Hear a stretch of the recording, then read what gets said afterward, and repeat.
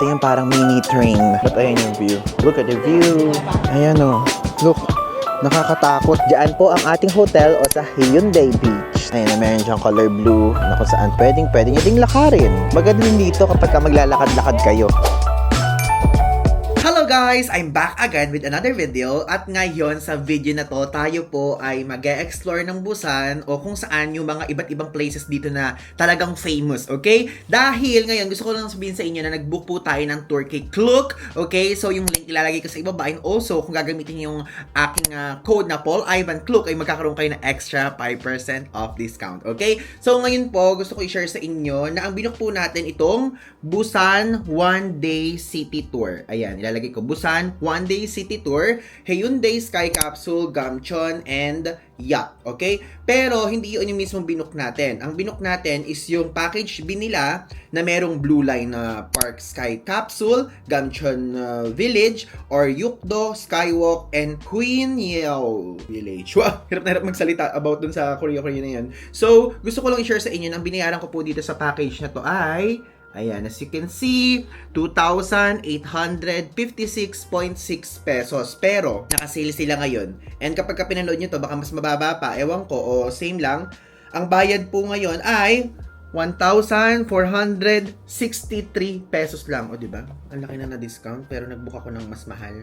Ganun yun eh. Ganun yun. So, if ever is kapag magugustuhan nyo itong ganap natin for today's video, is pwede nyo itong i-book. Kasi, nakapag-research ako and aside from that is nakapanood ako ng mga vlog na kapag ka-DIY siya, medyo malayo-layo, ganyang level. So, might as well na mag-ano na tayo na meron tayong sasakyan, di ba? Para convenient at comfortable tayo, okay? Tapos ngayon, ayan, nakita niyo yung in-order natin doon sa previous vlog na chicken. Ngayon, kakainin natin siya. And ininit ko lang dahil may microwave naman dito sa ating hotel. Sige, babay na muna. Mamaya, babalikan ko na kayo kapag papunta na tayo doon sa meet-up point. Ay, nag-alarm na. Bye! Okay, ngayon, let's go na doon sa meeting point. And actually, tatlo po ang mismong pick-up location if ever kapag magbubook kayo ng tour tulad nito. Kung ano gagawin natin ngayon.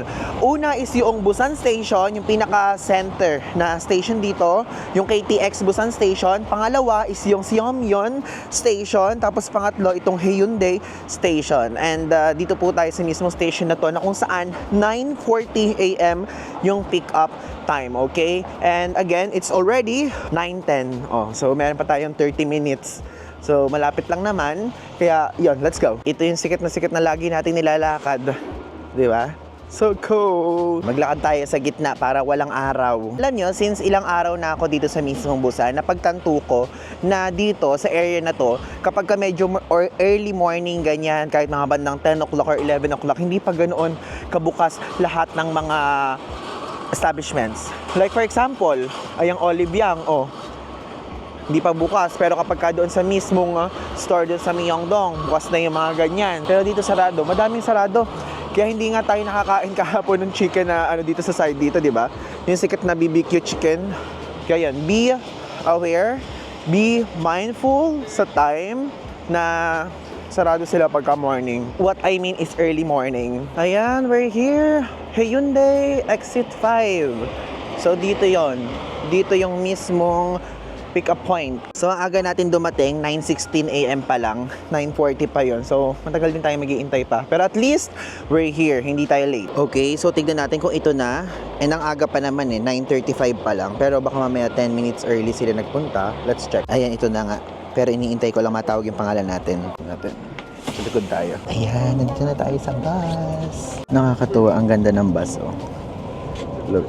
Diba? Okay guys, so ngayon tayo sa Hyundai Blue Line Park. Ito yung first stop natin. And ayan, as you can see, kasama na natin yung ating tour guide. At ngayon tara na. Ito yung parang mini train.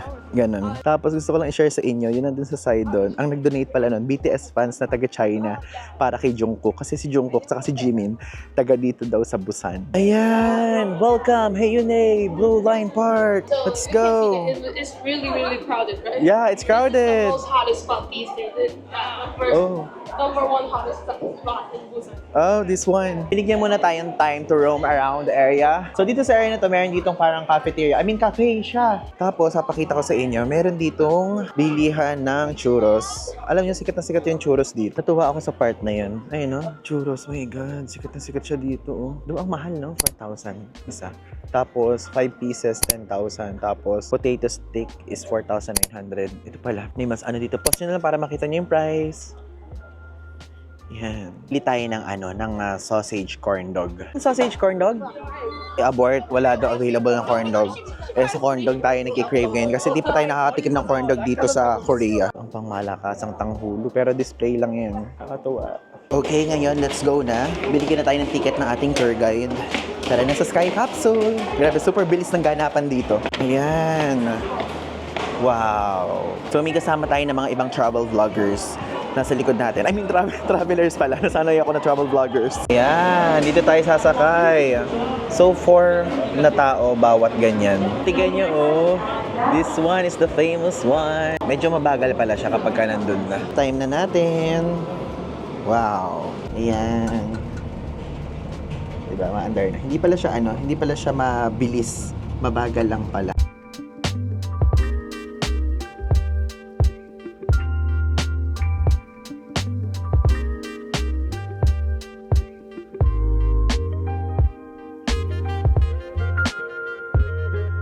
Okay, so nakalabas na tayo and yung paglabas natin, mga shop ulit na bilihan. So usually mga postcards, ayan, 1.5, tapos magnet, ayan, 9.9. So ayan, magnet ulit, 13,500, ang mahal. Tapos ayan, as you can see, ito yung mismong cart. Ay, mismong capsule pala. But the cart ang tawag ko. Mukha kasing cart eh. Magnet, mini capsule, 5,500. Ayun, tika nyo, napakadaming mga pwedeng mabili dito ng mga Busan stuff. So dito, meron ditong photo signature na naman na self-photo studio. Tapos mayroong cafe. Tapos merong ganito. Diba? Ganda ha. Kaya hindi tayo pwede lumabas eh. But ayan yung view. Look at the view. Diba? Ang ganda. Ah, may train doon. It's okay.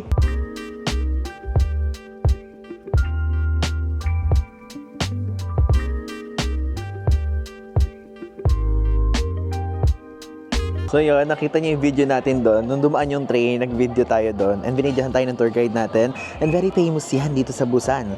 So ngayon, tara naman dito. Parang gusto kong bumili nito eh. Itong croffle. Okay? So let's taste it. Ito siya. So bili tayo ng cream cheese. 1 cream cheese? Yeah. Alam nyo, famous din dito yung Dippin' Dots. Kaya lang di pa natin titikman yan. Sana may makita tayo dun sa mismong city center. Much. Ayan, croffle! Okay, tikman na natin. Ang sarap. Yung mismong bread pala masarap.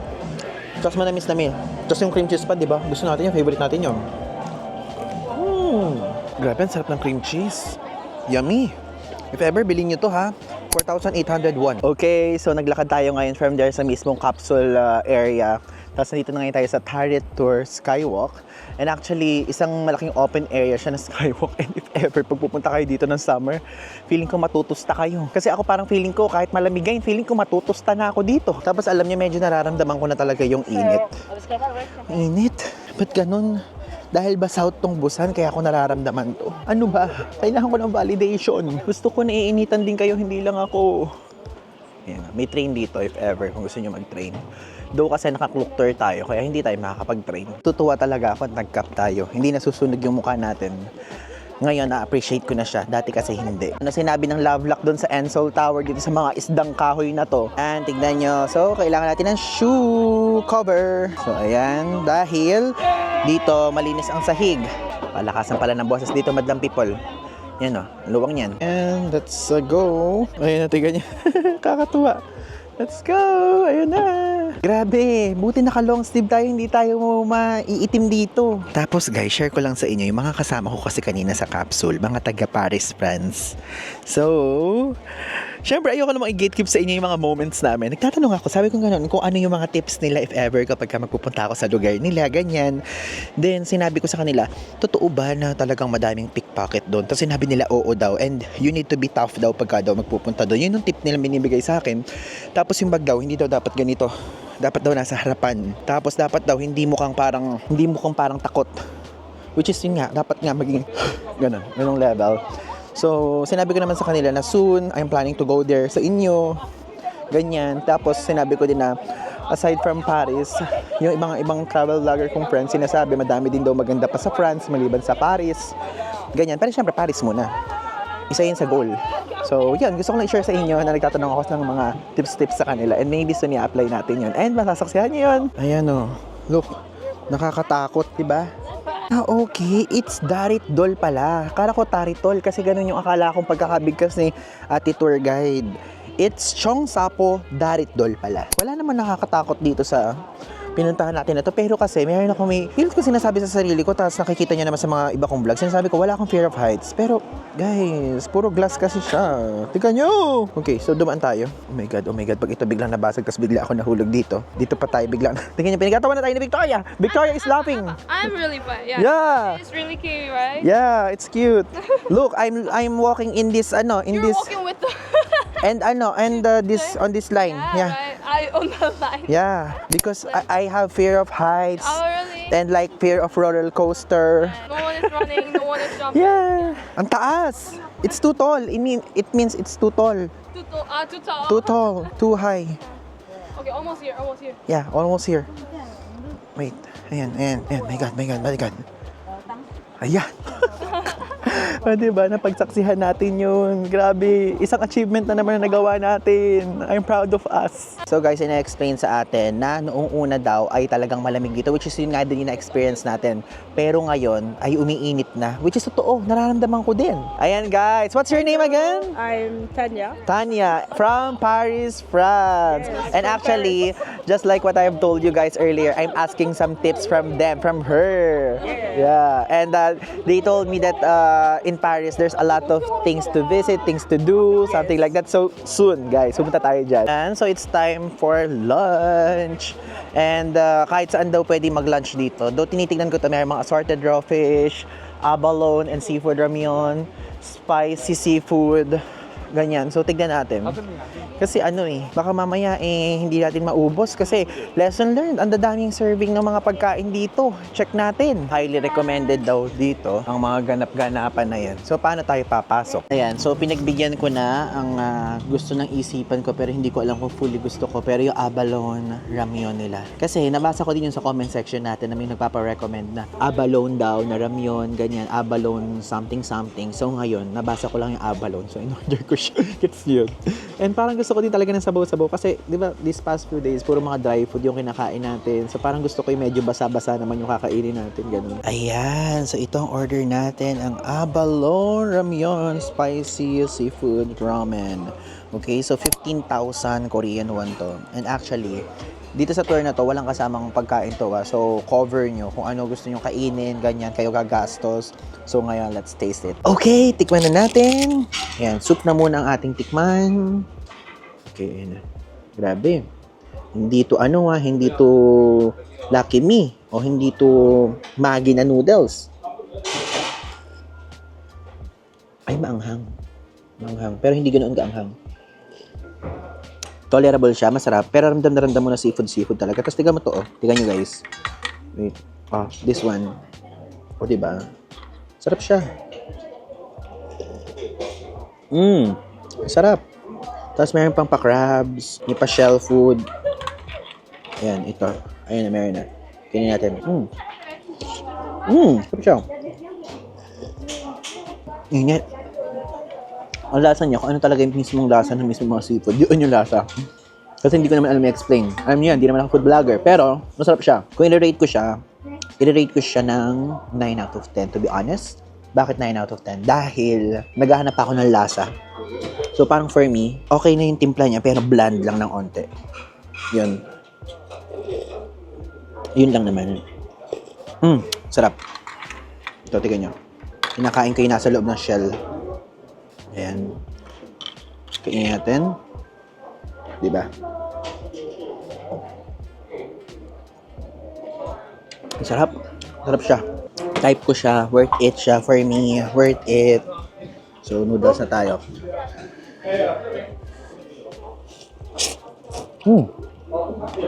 Sarap. Sana lang, yung presyo nila na nasa menu, yung sana yung presyo yung babayaran natin, baka may additional charges. Pag same tour tayo ng kinuha, dito din kayo pupunta. Tapos may unlimited silang side dish. Ayan.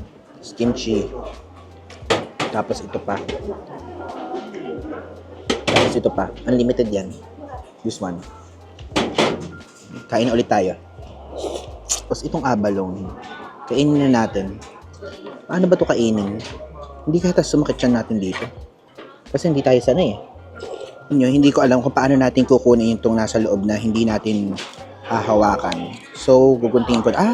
Okay. Effective siya pagka ginunting. Okay, so we will eat the abalone. Ito pa, meron pa sa loob. Effective ang ating paggugupit-gupit. Ay, nahulog. Kasi ayaw pang hawakan eh. Kasi wala silang pa-tissue, wet wipes lang. Okay, let's eat it. This one. Wait, ayan. Wish us luck. Sabi siya, parang tahong lang. Okay, parang tahong lang din. Okay, andito na ngayon tayo sa ating next stop sa Oryokdo Skywalk. Workout time. Grabe. Workout time doon kasi puro Workout lakad. time. Ayan, sundan natin ang ating tour guide na si Victoria. Dami din turista dito Tapos makikita nyo, ang punong-puno ng bodies of water. Okay guys, nandito na ngayon tayo sa Oryokdo Skywalk. And as you can see, ito yung itsura dyan. Open area. And dito, meron ditong transparent na parang bridge na tulad kanina. Pero purely transparent ito. Tapos dito sa area na to, makikita nyo dito yung mismong 5 to 6 islands. Kasi yung Oryokdo, ibig sabihin nun is 5 or 6, ganyang ibig sabihin. Then aside from that, is ito, matatagpuan nyo to sa mismong southern coast side ng Busan. Okay? Then, kapag kunyari sinilch ko tong camera, papakita ko sa inyo, ayan. Nakikita niyo ba yung area na yan? Diyan po ang ating hotel o sa Hyundai Beach, di ba? Tapos andun tayo kanina. Dito sa side na to, diyan tayo sumakay ng capsule. And dito sa side na to, makikita niyo dito ang tinatawag na Hey Parang Trail, which is ito yun. If ever kung adventurous kayo, gusto niyo mag-hiking, may mga tao na gumagawa niyan. Kaya isipin niyo, lalakarin niyo yan, papunta doon, hanggang maging, makarating kayo sa pinakataas. So ito po yun. Mataas siya talaga ng todo-todo. Tapos dito sa side na to, meron dito mga photo spot, and ito free siya, okay? So maganito tayo. Yeah. Ito. Tayo. And again, kailangan may cover yung sapatos nyo because malinis ang glass. And, diba? Usong-uso sa kanila dito yung mga paglas-glasan, no? Diyos ko Lord. Kakatakot. Natatakot ako Di ko lang pinahalata sa mga tao dito. At hindi ko lang din pinapahalata sa inyo. Pero nakikita niyo bumabagsak ang energy natin because of fear. Alam niyo ba yung fear? Fear factor. Ngayon natin nyo, kitang-kita dito yung mismo mga water. Tapos, talagang kapag ka nandito, kaya aside from mainit, talaga yung mismong sunlight na nasa likod ko, nakikita niyo, tumatalikod din ako sa kanya. Maaamoy niya yung sea breeze. Mabango siya. Inhale, exhale kayo dito. Diyos ko, sinisipon pa ata ako. Para pagka nag-crack siya, hayaan na natin. Feeling ko sapat na siguro itong paglalakad ko dito. Ayoko namang lumakad at nakakatakot. Nanginginig yung tuhod ko. Kayo ba hindi nanginginig yung tuhod? Pagka ganito, sana manginig din tuhod nyo para quits tayo. Bakit parang nararamdaman ko parang umaalog siya? Parang umaalog. Ayan, so andito tayo ngayon sa convenience store dito. Bumili tayo nito. Ito yung iniinom natin sa kwarto natin. Tapos big size lang to. Banana milk. Nagustuhan ko siya ng todo. 251 to. Ilalagay ko na sa baba yung conversion. Napakainit sa lugar na to kahit malamig na. Pero alam nyo, umiinit na naman sa South Korea ngayon. Like, kasi, sabi ng tour guide natin, dito daw sa South Korea, may dumating na bagyo bago tayo dumating. So, tag-ulan.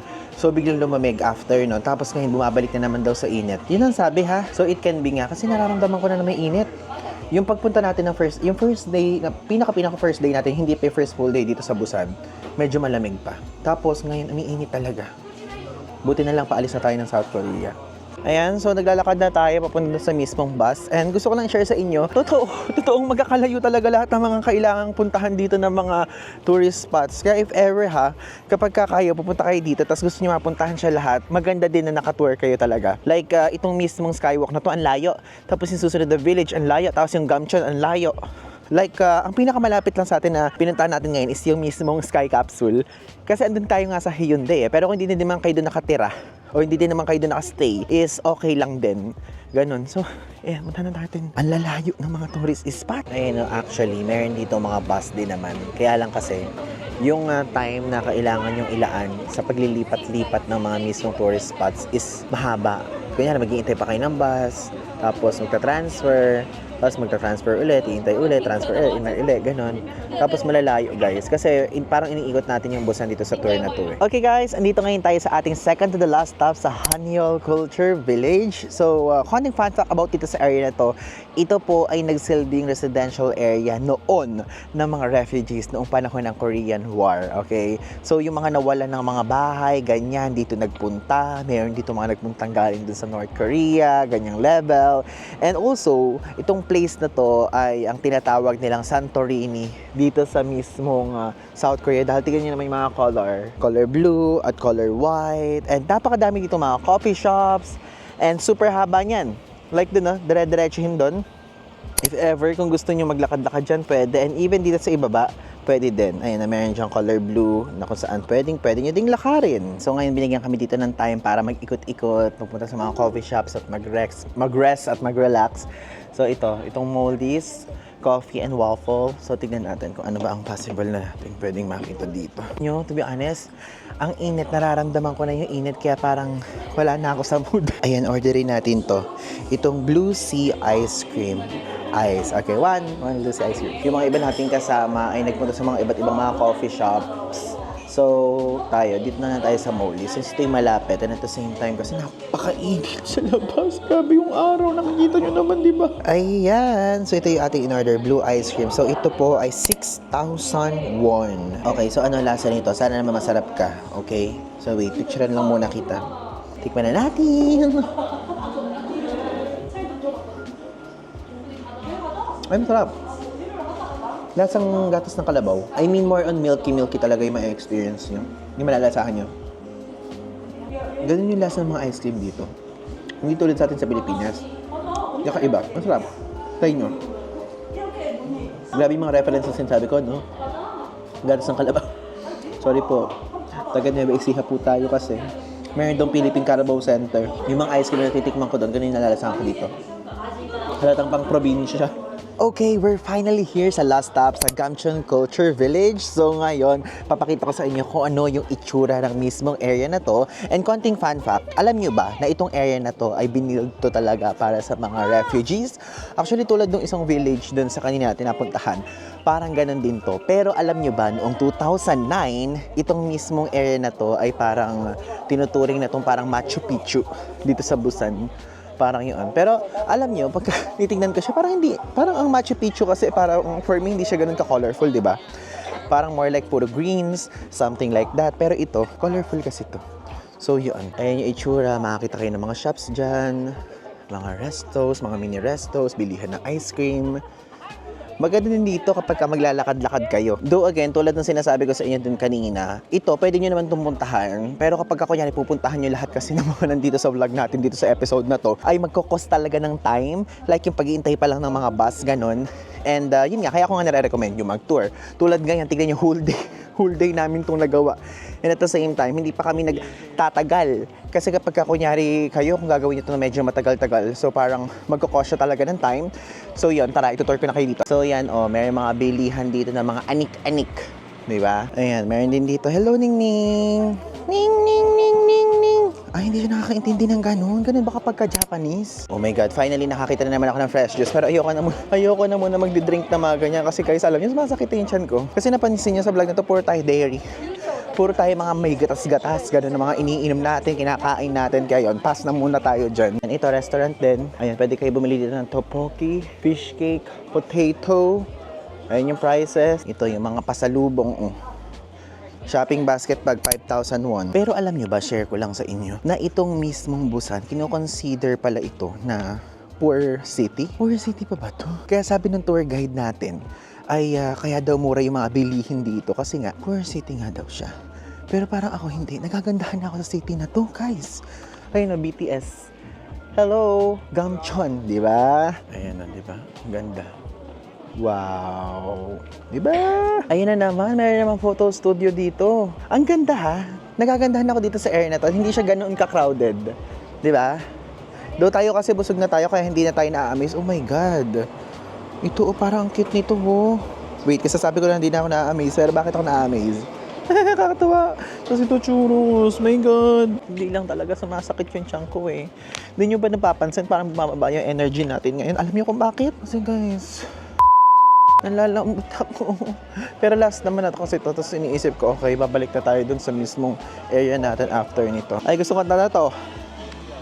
Na na na na na na na na na na na na. O, diba? Gusto ko yon. Puro mga pasalubong stuff talaga yung nandito. Nakakatuwa naman. Ayan.